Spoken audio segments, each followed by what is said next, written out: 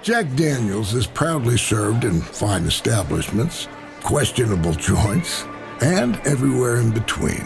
So, no matter where you go, in every bar, you'll always know someone by name. Jack. Jack and Coke? Shot of Jack? Jack Daniels, please. Right away. That's what makes Jack, Jack.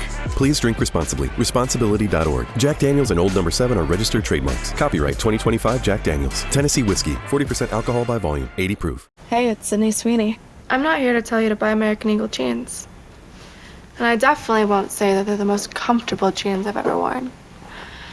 Or that they make your butt look amazing.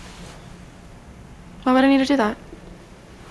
But if you said that you want to buy the jeans, I'm not going to stop you. But just so we're clear, this is not me telling you to buy American Eagle jeans. Sydney Sweeney, Hasbro jeans. You see what I did there, right? Okay, Adam. Whoa! I got it. We're going to put Travis on a new task this week, and it's pretty simple. Travis, I think you'll enjoy it. I want you to create bots that automatically respond to right-wingers with preposterous and automatically respond to our side with indeed. And we're just going to do the indeed and preposterous bots. I'm on it. Give me a couple of days. Yep. Yeah, we should make stickers too, don't you think, Adam? Oh, at the very least. Yeah. In addition to the what the heck bear, we can have what the heck indeed and what the heck preposterous. It can be like a choose your own adventure. If you want a lie, go to page 5. If you want the truth, stay right here. Welcome to What the Hack, a show about hackers, scammers, and the people they go after. I'm Adam, cyber truth seeker. I'm Beau, cyber sibilant. And I'm Travis, cyber vitriol factory. And today we talk mis- and disinformation online with Media Matters' Angelo Carusone.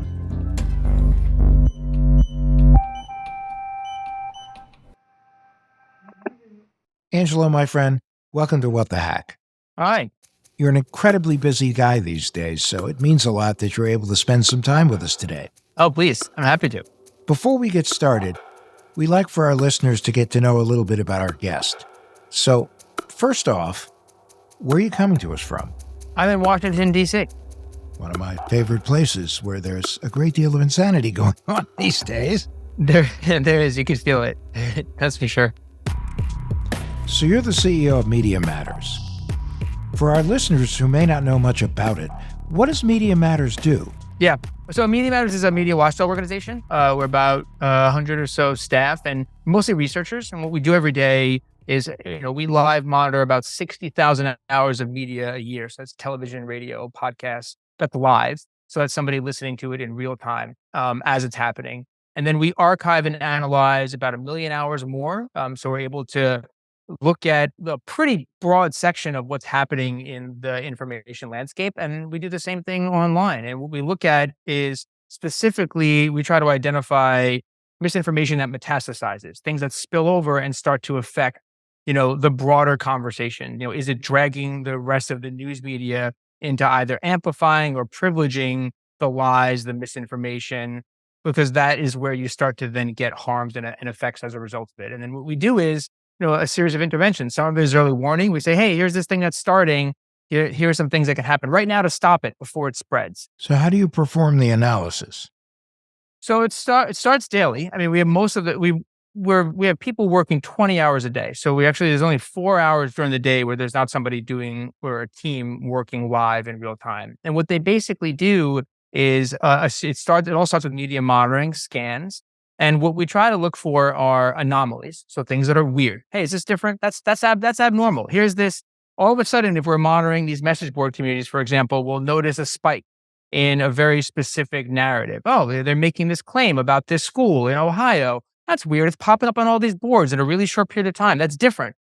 Does that suggest that somebody's trying to manufacture a new attack? Does that suggest that there's something organically happening? Is that disinformation? Is there some cheating and manipulation going on? But that's what it starts with. We look for either anomalies or we look for cross-pollination. Is there a new line of attack that's cutting across a few different sectors? So some of it is part science, it's data-driven. Some of it is just gut, art. You do it enough, you start to see patterns. It's like, I think we do a better job sometimes, but it's kind of like the weather people, right? It's like, you have models, you can predict, and that's what we do. And we make a call every day is, hey, this is going to be a thing. A lot of times when we are effective, we prevent it from spilling over or creating harm in the first place. So for instance, last year, we identified on TikTok, on the back end of May, June is Gay Pride Month, and we had identified that we spun up a series of monitoring operations, and what we noticed was that if you engage with mildly homophobic content on TikTok, within 4 videos, you would start getting a video that promoted you to encourage violence against a gay person during Gay Pride Month. And so what they were trying to do was use the algorithm to connect them to potentially individuals that would be likely to commit violence against gay people. And what we did is then, because we identified that early, we went and scattered, found dozens of examples of sort of that seed material. And then we went to the platform and said, here are all these bad actors. Here's what they're planning to do leading into Gay Pride Month. You can stop this, right? Not just by taking the videos down, by tinkering with your recommendation engine so that you're not actually promoting this very specific type of content to individuals. And that's an example of the kind of stuff that we do every day, where we identify something that's starting, and we try to nip it in the bud to the best extent we can.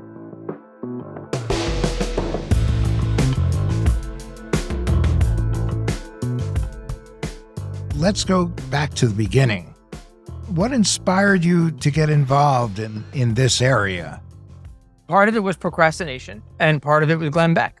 And so what basically happened is I was in my second year of law school back in 2009, and Glenn Beck was just on the rise. He was a Fox News host at the time, and he was really building an enormous amount of political power because it was both incredibly profitable. He was far and away Fox's most profitable host at the time, and he was doing something distinct from other parts of the right-wing media. And so, like I said, I was procrastinating. And then Glenn Beck was everywhere. And what concerned me was that if his model continued to be as profitable as it was, that we would basically see more, that the rest of the media, including and starting with Fox, would look more like Glenn Beck in a couple of years than say what it had. And so what I started doing on Twitter was contacting Glenn Beck's advertisers that summer, basically just telling them what he was saying and urging them to not support him. And that sort of pulled me into this larger world of misinformation, the broader media landscape. And I really became pretty convinced that it didn't really matter, that what the media touched affected everything. And, at that point, we were on the back, we were in the middle of a recession. I was obviously in law school, so I had a mountain of debt. And I was just thinking about what the future looked like. And it just felt like no matter what I wanted to do or could do, that in some way, shape, or form, how the news media was dealing with it was going to be either influencing its trajectory to make it better or worse. And so that's kind of how I got into it. So you were worried that the rest of the media would look like Glenn Beck. What happened with Beck is that what he was doing at the time was taking conspiracies that typically were relegated to the fringes. And it sounds so quaint. It's really hard to remember this time. But in 2009, their message board communities, the fever swamps, Twitter, these things were very small. So most people didn't have easy access to the fever swamps, the fringe. The fringe was the fringe. It sort of stayed there. That's why it was called the fringe. So if you wanted to find really radical conspiracy theories, you'd have to really work to find it. What Glenn Beck was doing, though, was he was plucking conspiracies and false attacks from these communities, and turning them into mainstream narratives. So, for example, one of his most popular programs at the time was a claim that Barack Obama was building concentration camps. And then his second most big story at the time was that Barack Obama and General Motors were conspiring to put microphones in everybody's cars so that they could not only listen to individuals' conversations and track them, but that so that they could then, after they've analyzed and identified all their enemies, kill them. Just turn off their cars mid thing. Just kill them all. And so what happened, though, is that a bunch of people got very excited, right? Because this is fantastic. These tales are amazing. So his ratings shot through the roof. He had bigger ratings at 5 o'clock than Bill O'Reilly, who was the king of cable news for over a decade had. And his revenue shot up as a result of it as well. And so when I say that it would have been the future, there was such a perverse incentive structure for others to replicate that model. because it was actually driving not just ratings, but an enormous amount of revenue. All kinds of new revenue came in because he was doing something that hadn't been done yet on cable news. There sure is a lot of anger out there. We've seen it at Tea Party protests and healthcare town meetings, on cable news and talk radio. And whether he's channeling that anger or stirring it up, 45-year-old Glenn Beck is certainly capitalizing on it. More than 9 million people listen to him each week on radio. As many as 3 million watch him every day on Fox News. But is he a madman, as Time magazine brands him? Is he bad for America? We talked with Glenn Beck. There's nothing quite as stunning as seeing your face on the cover of Time magazine. In a very flattering shot, I might add. It, though. These days, there's no escaping Glenn Beck. And there's the third most listened to show in all of America. Hello. His face is everywhere, and his politics are in yours. Maybe we should ask ourselves this Beck question. claims he defies labels. You agree with President Obama on gay marriage, correct? So you think abortion should be illegal? Yes. You oppose a constitutional amendment banning flag burning. I collect flags. The most offensive thing you can do is burn one in disrespect. But that should be protected. And perhaps most surprising was his confession about Hillary Clinton. I can't believe I'm saying this. I think I would have much preferred her as president and may have voted for her against John McCain. I think John McCain would have been worse. How about this? I think John McCain would have been worse for the country than Barack Obama. With How's Glenn that? Beck, His with loud this is new loud. structure of looking like news but being entertainment, but not just entertainment, but entertainment of a purely ideological nature.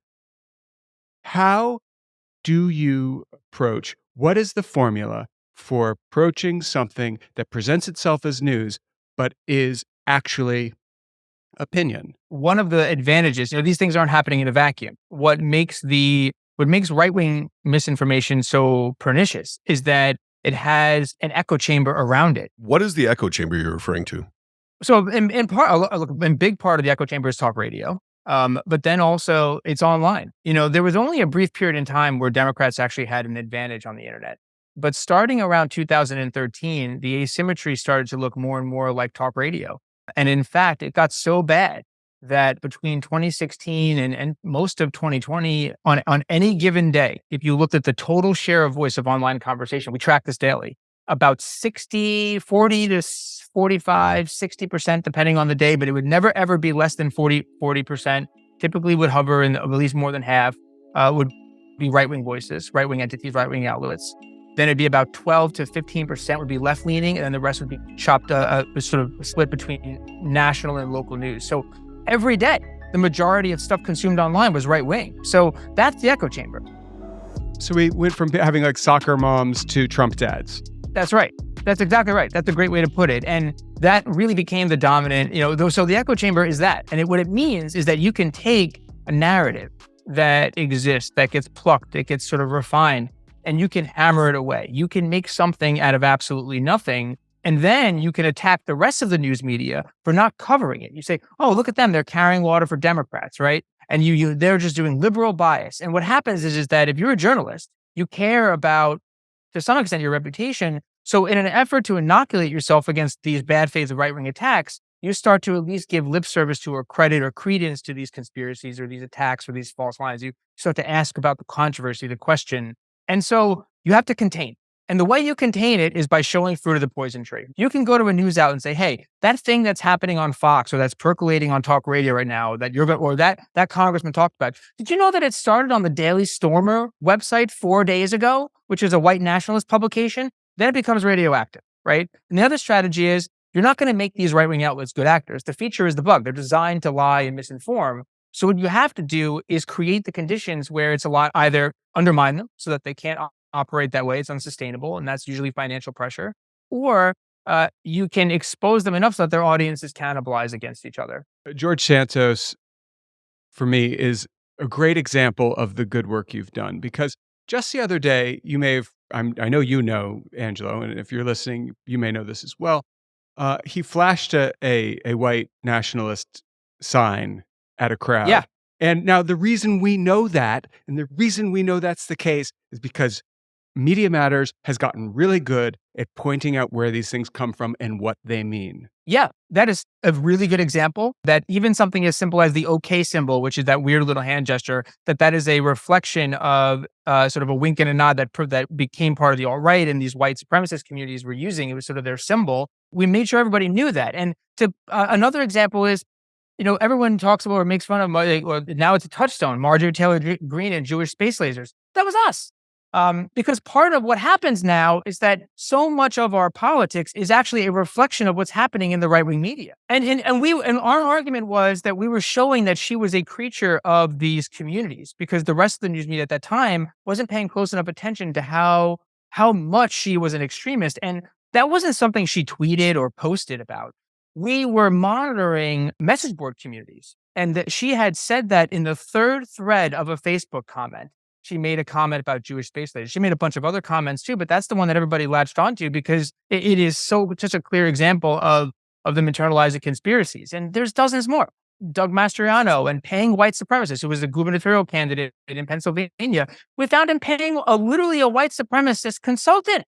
And when we called him out on it, he initially ignored it. And then we started to pressure the media for why they weren't asking questions. Why were they not asking a basic question about why he had a white supremacist, an actual white supremacist, on his payroll? Why was he paying not just on his payroll, but then he was also advertising in white supremacist outlet, one of them which was Gab. And that's an example of where it matters, is that so much of this stuff isn't just, I think people sometimes think, oh, misinformation is just fighting online, but it's not. That this is, they're not just having random opinions or, people just being wrong on the internet. What is actually happening here is that they're building power and then leveraging it to shape our politics and our culture. There was a few-day period after the 2020 election where Fox News accepted the election results. They didn't challenge the election. They didn't say that it was stolen. But then One American News was out there. And One American News was claiming that the voting machines were rigged. They were attacking Dominion. They were pumping it up with other conspiracies. The Trump campaign was amplifying the One American News segments. And within a short period of time, just a few days, they used One American News as a cudgel against the rest of the right-wing media. And all of a sudden, in mid-November, on a dime, Fox News went from accepting the election results to doing 774 segments over a 2-week period, explicitly attacking and calling it stolen. That is where the scaffolding for January 6th was built. It wasn't built in the fever swamps. It was built in that critical moment where Fox News went from accepting the results to not accepting the results. So that's what we try to do, is to mitigate those harms to the best extent we can.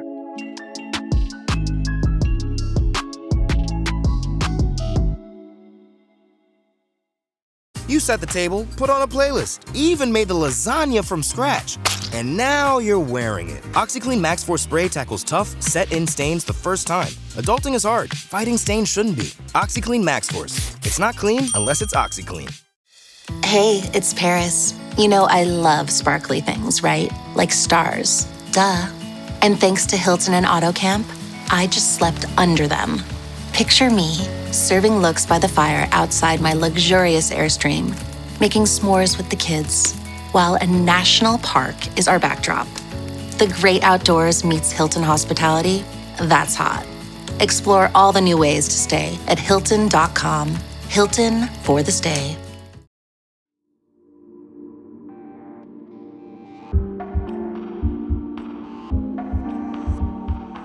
Have you guys done an analysis on where the cross line is of making money and making problems? Where, is there a profit motive in changing their opinion about the election, or is it ideological? So Fox, this is also one of the advantages of being in the right-wing media. Right-wing radio could be $20 billion in debt and somehow survive, right? I mean, Rush Limbaugh's bosses, and Sean Hannity, all those programs, they were $20 billion in the hole and yet still continued to operate. One of the things that happened when Glenn Beck was pushed off the air because of advertisers is that Roger Ailes, who was the boss of Fox News at the time, decided to rig the game. And what he did is he changed the economics. Fox News is the only commercial TV station in the country that does not need a single commercial. They could have $0 in advertising revenue, and they would still have a 90% profit margin. When you turn on your TV, your cable, whatever, and you go to flip the channels, the way that works is that cable companies pay each channel a nominal fee, a couple cents. Well, Fox decided that because their audience is so rapid, what they could do is during these cable negotiations, they could bully, threaten, attack cable companies into jacking up the fees. And so Fox News is the second most expensive channel on everybody's cable bill. ESPN's number one. It's about 3 times more expensive than CNN. You get 3 channels with CNN. It's almost 10 times more expensive than MSNBC. MSNBC is like 23 cents a subscriber. Fox News is $2 and change a subscriber. And and the way that they did it is they inoculated themselves against advertiser pressure by creating this guaranteed revenue stream. And One American News did the same thing when they tried. One American News is getting 12 cents a subscriber. In terms of market rate, they should have been close to a penny a subscriber. And what that meant is that One American News had almost 90% of their costs covered through their deal with DirecTV and Verizon, which no longer exists because of all the work that's happened the last couple of years. But they needed just a little bit of advertising revenue to be profitable. So to your question, what happened with Fox is very actually tied in less with advertisers and more with their audience. This is the thing that we're up against. And when I say we, it's like, you bring quinoa to a barbecue where everyone has tomahawk steaks, you lose. And it's true. And we're in a market where Fox actually has what their audience wants. And their audience wants what they have in the same way that people wanted cigarettes back in the day, because it's easy, it's salty, it's fatty, it's sweet, it's got umami, it's got everything people want, but the truth, everything but the truth. And sometimes they have the truth. The best way to think about Fox at this point is less of them as a news channel and more as them as a lifestyle brand. And I think that's kind of what you're getting to, is that it is so deep. It is an identity.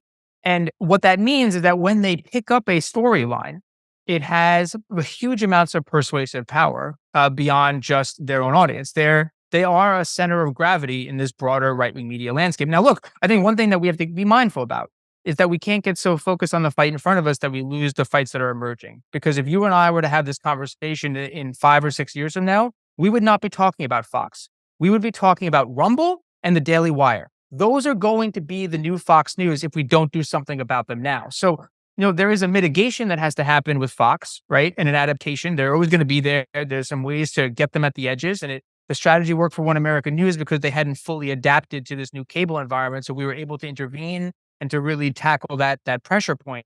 But I think that it's important to consider that the same playbook that happened with Fox back in the late 90s is being rerun again with Rumble and Daily Wire. And just to put a fine point on it, Rumble, which is a video platform alternative to YouTube, has $350 million cash on hand right now. It is the fastest growing internet site, period.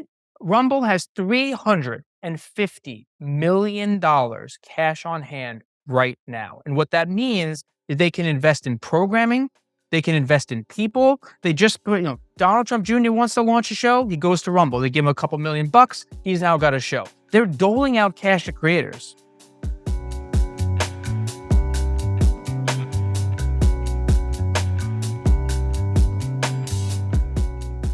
And the thing that the right has, and we shouldn't discount this, is that they have the generation of ditto heads. They have muscle memory in acting beyond just listening. And so, when Rush Limbaugh ascended to, talk radio, he had, 20 plus million listeners. And what he was saying every day was his audience understood this idea. They called themselves ditto head because they wouldn't just listen. They would then go out and amplify and echo the things that he was saying on air. They would tell their friends, they would engage with it in social networks. That's why they call themselves ditto heads. And what that did, though, was build a generation where people really understood that you're a part of consuming this information also meant that you gave some kind of action on top of it. And so they have this muscle memory to act. That's how Alex Jones is able to survive, is that his audience understands that when you buy his powder that takes the estrogen out of the water to make you more manly, which is one of the things that he sells, one of my more favorite products that he sells, I think it's hilarious, is that you're doing it not just to get the estrogen out of your system, but you're doing it because you're also supporting Alex Jones. That's how I got this beard. That's how I got this big beard.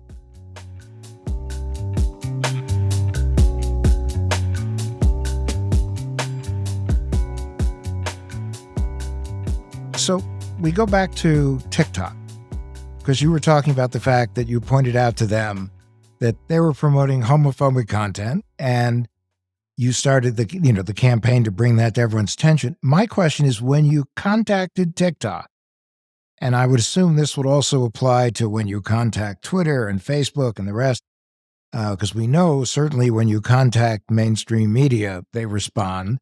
But with the internet folks, do they respond? Do they get back to you? It's hit or miss. I mean, I would say, I'll give an example where it works and when it doesn't. In 2019, we were really concerned about deepfakes and manipulated media. Not a single social media platform had a prohibition on deepfakes or manipulated media. And in fact, there was one video of Nancy Pelosi, who was the speaker at the time, that went viral. And it seemed to show her, it was very heavily manipulated. It seemed to show her drunk or not cognizant. And it went viral. The slurring one, right. I remember that, yeah. And, she had asked them to take it down, which they didn't. And I thought the bigger story wasn't that they didn't take it down, was their reason. And and the platforms all said, it's not against our rules to post a manipulated video. And that was it was like, well, we have to do something about this. And what we did is we really focused in on the platforms to show them that there were real political consequences for them and brand consequences if they were to let this proliferate. And in 2019, we started with Twitter. They were the first to break. They put it into place against manipulated media and deepfakes, and then the rest of the social media platforms followed. The same thing applies to QAnon. Not a lot. Facebook did not pay attention to us in 2020 when we were really pushing on how much QAnon had metastasized on their platform.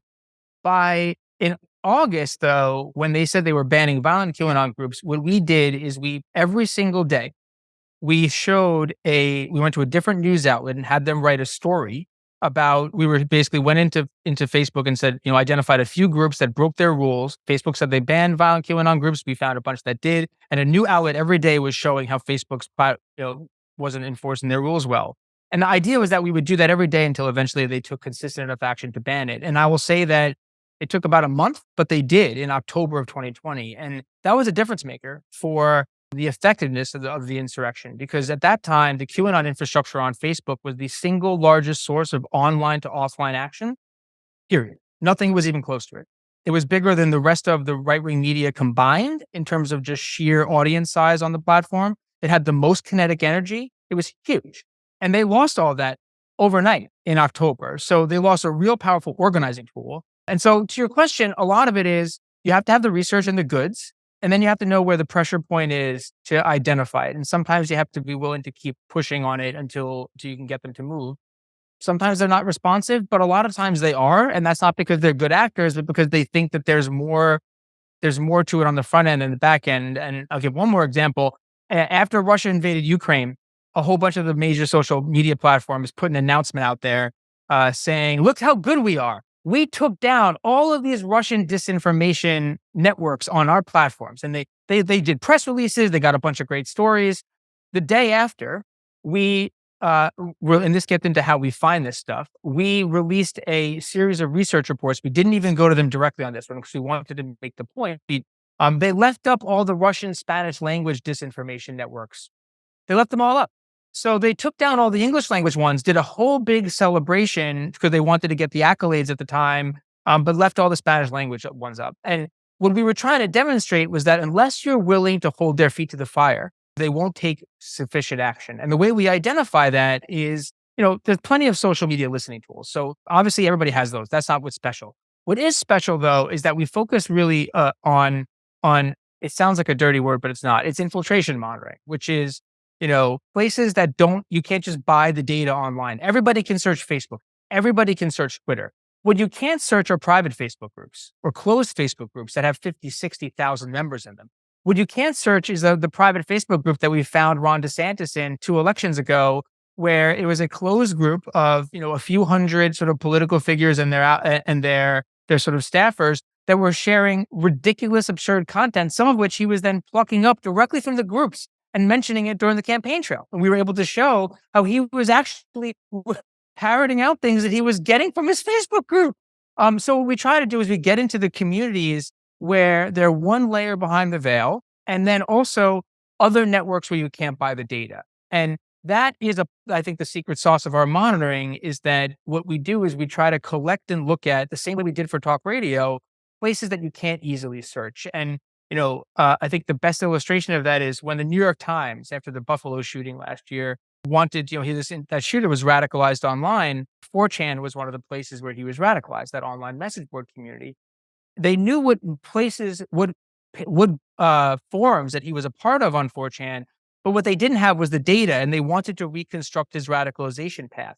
And what they did is they gave us a period of time, and the groups, because we collect all this, we were able to give them 10,000 messages of the communities that he was a part of over his radicalization timeline, so that they could recreate his own experience of being radicalized.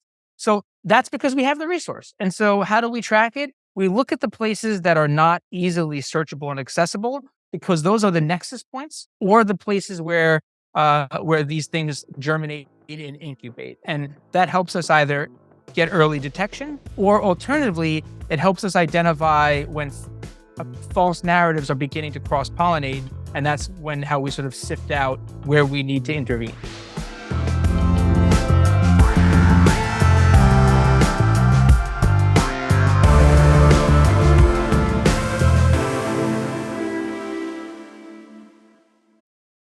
This episode is brought to you by State Farm. Checking off the boxes on your to-do list is a great feeling.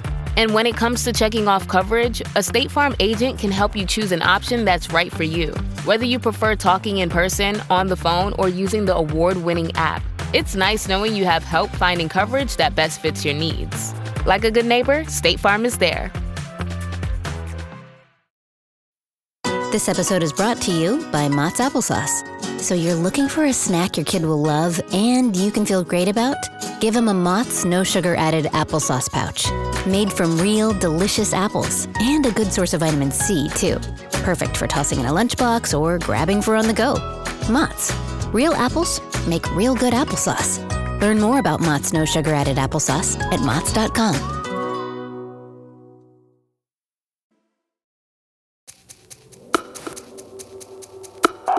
One thing I'm wondering about is obviously there's a lot of misinformation across a whole lot of different social networks. Is there one specific platform that you can point to that's most effective for misinformation? Oh boy. So I will say that, and I think this is where it's a great loss. In terms of effective, that's tough. In terms of being a vanguard, though, was Twitter. Twitter was a vanguard when it came to addressing mis and disinformation, and that for a variety of reasons. It's smaller than other platforms. Their audience is heavily centered around decision makers, brand conscious individuals like celebrities. There are more reporters there. And that didn't mean they were necessarily good, but what it meant is that they were more forward thinking than the other platforms. And what that meant is that they could take action against things first. And you could use that as a demonstration to pressure other social networks. Twitter did that. And when January 6th happened, and before that, and the deplatforming of certain people whose names don't need to be mentioned because they hurt my mouth. And, but when that happened, it got decentralized. And you found these private groups on Telegram and Signal and Rumble, different places where people could go and have conversations. You have moles. Do they ever get discovered? No. We have a really good system for doing it, and we've not been busted yet. And no, we have not. And we have, and it's a fine line. I mean, I think that it's what we don't do is we don't engage or pollute the stream even more, and that's something that's obviously challenging. But it's important for research purposes because it helps identify attacks, or when things are coming around the bend, or where you need to put time, attention, and resources. And, what I would say about the atomization that you referenced, which is when things sort of scattered, there's something to that. The thing that's important to consider is, when you're sort of thinking about these problems, there are multiple levels. And the thing that I'm always concerned with is not stopping bad things, right? No one ever says to Google, don't crawl bad websites, right? They say, don't make it the first search result, right? There's Holocaust denial on Google search results. It's just not supposed to be the front page, right? And so what happens is that what I think what makes the platform so powerful, and why I think the atomization and the deplatforming can work, is that the individual stories, the nonsense, it's always going to exist. Where it becomes really destructive is when you have an incredibly sophisticated recommendation engine identifying like-minded individuals who are not quite there yet and moving them down the funnel so that they start to be exposed to that. And part of what made Alex Jones so weak compared to where he was that when he lost YouTube, he lost the ability to get new audience. YouTube, he was burned, he has a very high churn rate. His audience gets fatigued and they filter out. That's why his audience is always shrinking and has been for years, is that it's not that he's radically that different. It's that he lost that new pipeline of individuals because YouTube was always recommending new like-minded people to that program. And that's the same thing with these other deplatforming. The deplatforming is effective when you think about it in the context of, does this slow or stop the cancer from spreading? Yes. Now, it does create these pockets, but there's always been pockets. What's made this different now than, say, the John Birchers is that you didn't have a massive algorithm connecting all these John Birchers and all these potential John Birchers to each other 50 years ago, right? You had people basically pamphleting, and that's not an effective way to scale. And so I think about it from that perspective. So in the context of all of this, what's your take on the new Twitter? In much the same way that Fox News changed the media landscape when it was born, because it served as a counterbalance, at least at the time, they thought it was a counterbalance to the rest of the news media. This idea that the news media was too reflexively liberal, and that, Fox was going to be fair and balanced, but really was going to be a counterweight to the rest of the news media. We have not had as seismic an event in the news media since the birth of Fox News. This is going to be as big in terms of the long-term effects and destructiveness. And it's going to be in two dimensions. One, at minimum, we've lost the vanguard. So when it comes to identifying, fighting, thwarting new and emerging threats, we've now a tool that was in the toolkit is gone. So you'll see, and we've already seen it, a slowing down of responsiveness to new threats on other platforms, because they don't have that peer pressure within the industry that was coming at them from another mainstream outlet, which was Twitter.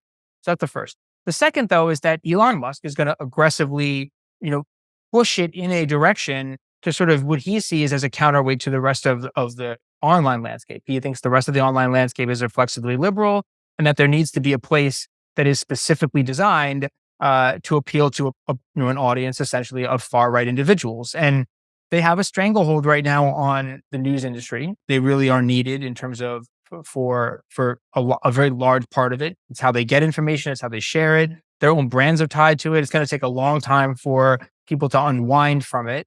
So there's very little pressure points. Musk is evaporating money. I mean, we were very engaged in this advertiser fight. And I mean, we're looking at about $2.5 billion worth of revenue was gone already. Twitter's revenue was only about $3.5 to $4 billion. It's probably more than that in the last month. So we're looking at more than 50-60% of the revenue was gone just from advertising, and he's still going to persist. And the other thing that's worrisome is that not only is he sort of building essentially as seismic of a change as when Fox News was born, but in this case on the online space, that he's going to implement new tools. A lot of the stuff that Beau was referencing before about these pockets like Telegram and elsewhere, he wants to build those capacities on Twitter to create these private channels and for communication. And he wants to build more pay services, which just allows for the transfer of money. And that's always a big factor, especially for the far-right extremists. So it's going to have long-term destructive effects. Twitter had a policy that prevented you from scaling all kinds of misinformation related to vaccines. It doesn't mean that it didn't exist, but it made it certainly lowered the ceiling for it to spread. One of the things that happened is Musk rolled back that policy, and we saw a rapid pipeline change. Here's the big concern and the big takeaway is misinformation is bad for America as it seems. And what should our listeners keep in mind as they float through the cybersphere in terms of how do you determine what's truthful versus what is punditry masquerading as truth? I'll start with the last one because it's really important. Every listener matters in terms of what their own engagement. And that's because, one of the things that often goes hand in hand with misinformation is nastiness, is vitriol, is venom. And the natural response when you see that kind of ugliness is to duck and cover. Most people just don't want anything to do with it, which is understandable.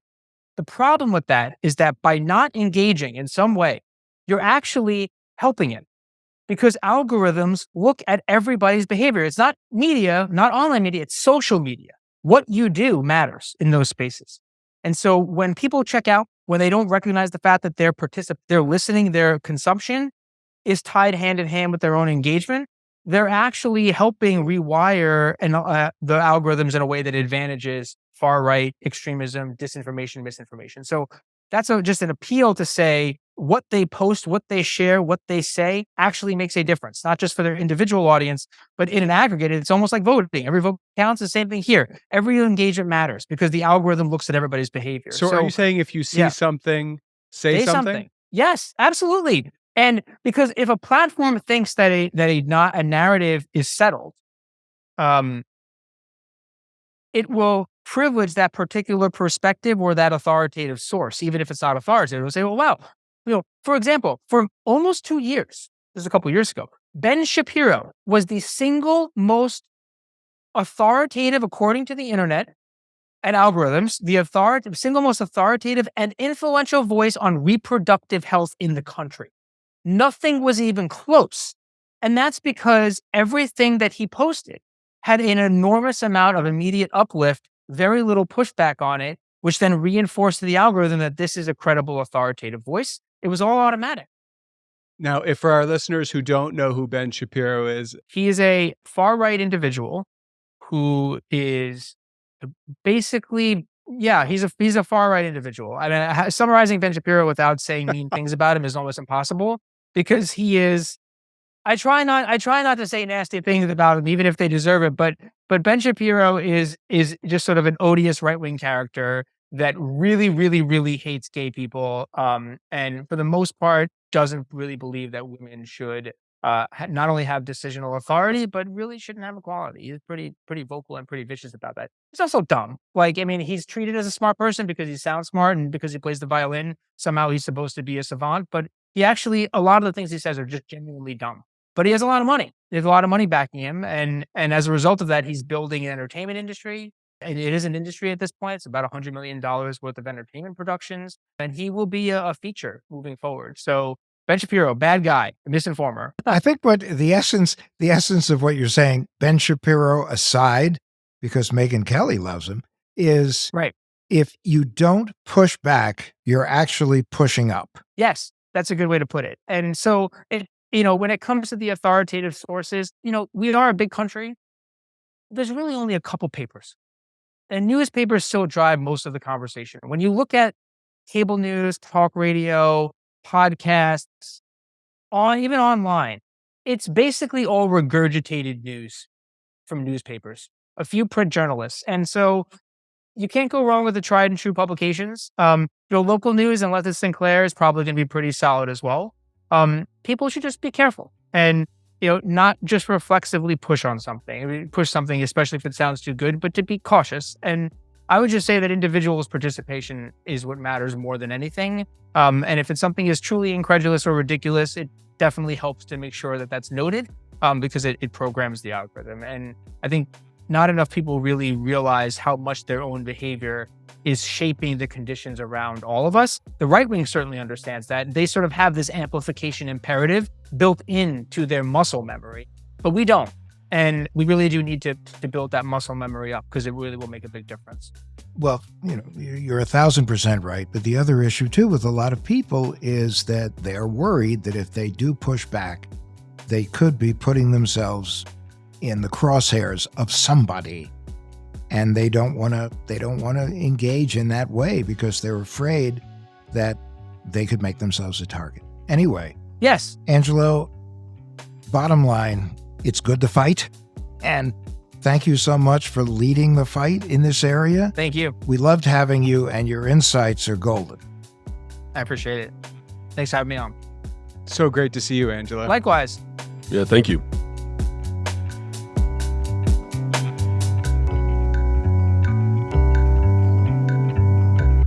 Okay, it's time for the tinfoil swan.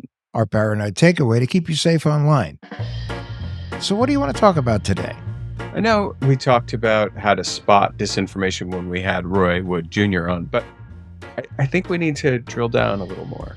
Me too. I concur. All right, cool.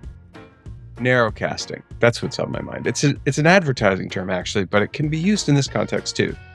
Yeah, like narrowcasting misinformation. Correct. And I imagine disinformation, too. So who's going to talk to our listeners about narrowcasting? Well, like Beau said, narrowcasting is used in advertising, and it just means targeting a specific demographic using their information that's been gleaned from previous behavior and some known facts to craft an ad that you're more likely to click. I see all these dating ads on websites that tell me that there are lonely single women in my zip code. But if I happen to drive like an hour or two away, the same ads appear with the same people, but they all magically seem to have moved to my new location. And it's really silly, but I'm guessing enough people actually really do think the people in these ads are just a mile or two away to make it work. And they're sending you these ads because you've been married a long time? I mean, are they from Ashley Madison? Ordinarily, that wouldn't be a bad guess. In Travis's case, my guess would be he doesn't give advertisers much information to go on. So they know where he is, they know he's a he, and they know how old he is. So they're just kind of shooting darts in the dark here. Okay, so how does all this work with misinformation? Well, it makes it more effective. You get a stronger emotional response from people when they think the news they're hearing is happening close to them. And you can guess a person's politics, obviously, if you know where they live, if you've ever looked at an election map. Well, telling someone there are bad people in the world is not going to get you a response. But if you tell someone there's a bad person right outside your window, they're going to panic. Yeah, that too.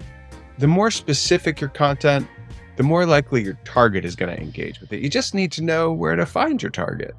Look, let's not forget that a lot of cities and towns don't have local news anymore, and verifying facts can be pretty difficult. Not that anyone's doing a lot of checking these days. Right, and the entire idea is to send someone something that they already think and then amplify it, which is just what we discussed with Roy Wood Jr. Yeah, just remember, misinformation campaigns don't always cast a wide net. A lot of them work by targeting dozens of smaller groups, and then they just hope for an echo.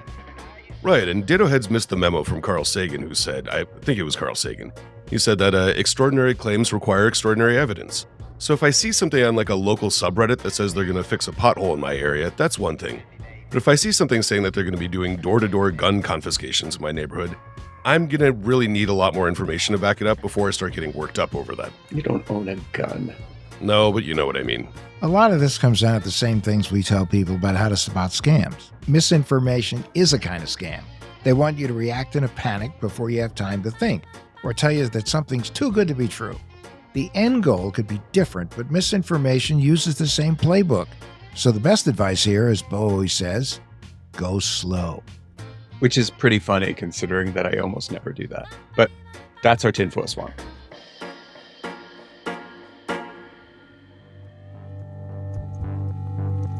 What the Heck with Adam Levin is available wherever you get your podcasts. If you like it, consider rating us on your favorite podcast service or writing a review. It really helps people find the show and makes me so happy.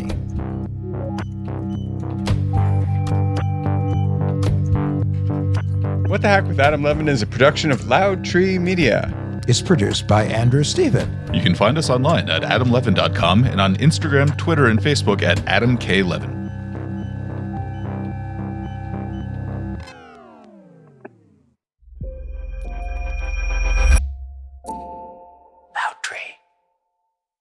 Behind every great meal is a person with a story to tell. Hear them on Culinary Characters Unlocked, the podcast that reveals the lives behind the food. Hosted by me, David Page, Emmy Award-winning journalist and creator of Diners, Drive-Ins, and Dives, as I talk with everyone from culinary legends to mom-and-pop standouts about the creativity, grit, and passion that shape the food we love. Follow Culinary Characters Unlocked on Apple Podcasts, Spotify, or wherever you get your podcasts. Behind every empire are the people history tried to forget. Lost Roman Heroes tells the stories of the remarkable characters who shaped Rome from its mythical beginnings to its final fall. Each episode blends armchair storytelling, sharp historical insight, and a bit of humor to bring these lost figures to life. From generals to scientists, from rebels to empresses, from priests to politicians, these lost Roman heroes have one thing in common. They stood up for civilization when the bad guys threatened, and in doing so, they changed the course of human history. If you're into history that's vivid, surprising, and deeply human, this show's for you.